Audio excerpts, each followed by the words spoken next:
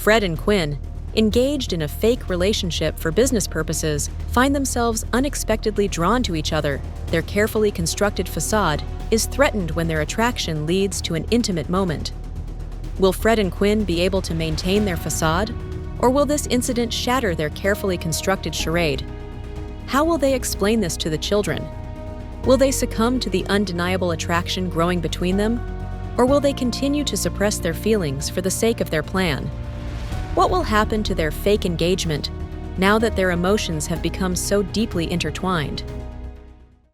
"Shall we?" he asked. "Yes, thank you," she said in a clipped tone.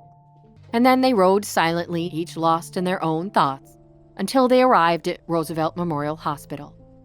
Fred opened his mouth to say something, but Quinn was already out of the car, shutting the door behind her. With a small wave, she continued into the hospital to begin making her rounds. She knew it would be good to focus her attention on work for a while, with no creeping thoughts of Fred Smith. Fred drove away, still bothered. This woman ran so hot and cold. Did she even know what she wanted? For that matter, did he? Fred's mind raced all the way to the RexCorp headquarters, where he knew a marketing strategy meeting would consume most of his morning. He could certainly focus on that. Unfortunately, Fred's thoughts were still a muddle when he left work later that day. All the way back to the penthouse, he thought about Quinn and the children, and how happy his parents had been to meet Quinn. He could always tell when they were pretending to like one of his paramours, but there had been none of that last night.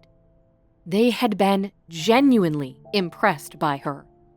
Fred realized that the venerable Peter Smith and his wife Marcy would be as disappointed as the children later on, when the fake engagement had ended and he had to fabricate the breakup.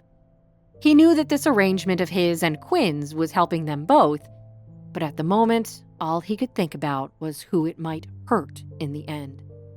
He didn't like that thought at all. Perhaps he'd just have to make the engagement last as long as he could. Just then, Fred's phone rang. It was Quinn's number. He answered using the hands-free feature in the car. "Quinn?" he asked. "No, this is Sammy," answered a child's voice. "Sammy, is everything all right?" "Denny and I think you need to come over right away."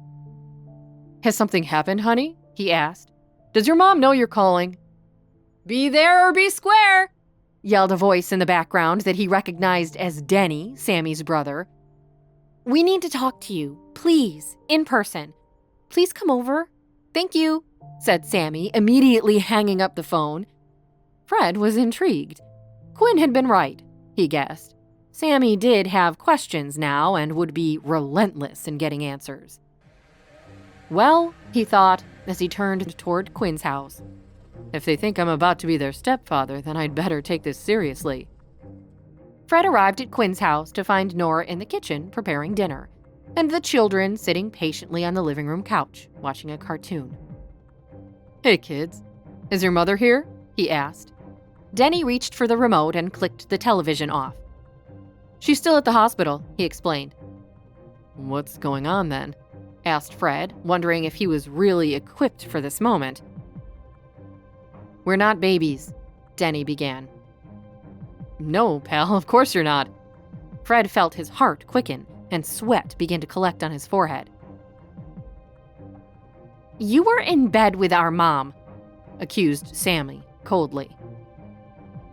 "Oh, that, yes. I can see what that might look to you. The fact is, Quinn and I were out having a nice dinner with my parents, and she felt sick.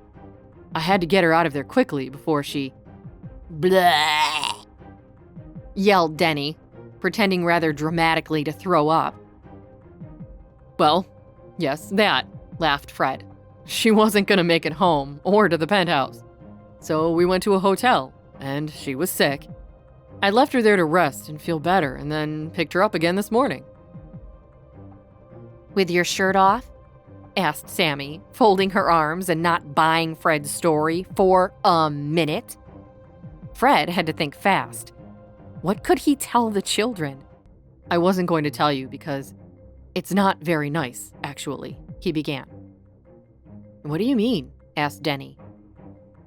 "She didn't make it all the way to the bathroom. She threw up. Some of it hit my shirt." "Gross," giggled Denny, pretending to vomit all over the place. "Oh," said Sammy dryly. "So, she threw up on your shirt last night, but you still didn't wear a shirt in the morning. Or she threw up on your shirt this morning when you checked on her, and then you let our mom go to work at the hospital while she was still sick? Which way did it happen?"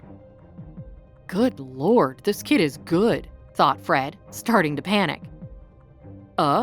Well, that is to say, Fred struggled to find his next words, in response to a little girl whose scrutiny was proving more competent than the average federal prosecutor.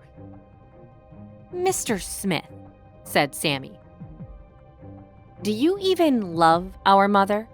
The lady you are engaged to?"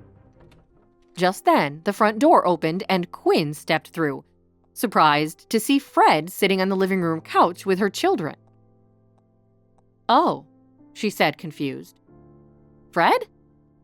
Fred immediately looked at Quinn with all the fluster of a deer in the headlights and shrugged. "I'm waiting for an answer," said Sammy. "Mr. Smith, do you love our mother? Well, do you?" Fred sat in stunned silence. What should he say now? Fred, caught completely off guard, stared at Sammy, then at Quinn, who was watching him with an expression that was both curious and apprehensive. He opened his mouth to speak, but no words came out. Will Fred be able to answer Sammy's question truthfully? How will Quinn react to Fred's answer, if he gives one at all? Will this unexpected interrogation change the course of their arrangement? And what will happen next in this complicated web of lies and unexpected emotions? Hey, I'm Jenny. If you're wondering what happens next, download the Pocket FM app now and listen to the exciting episodes of A Mother's Battle.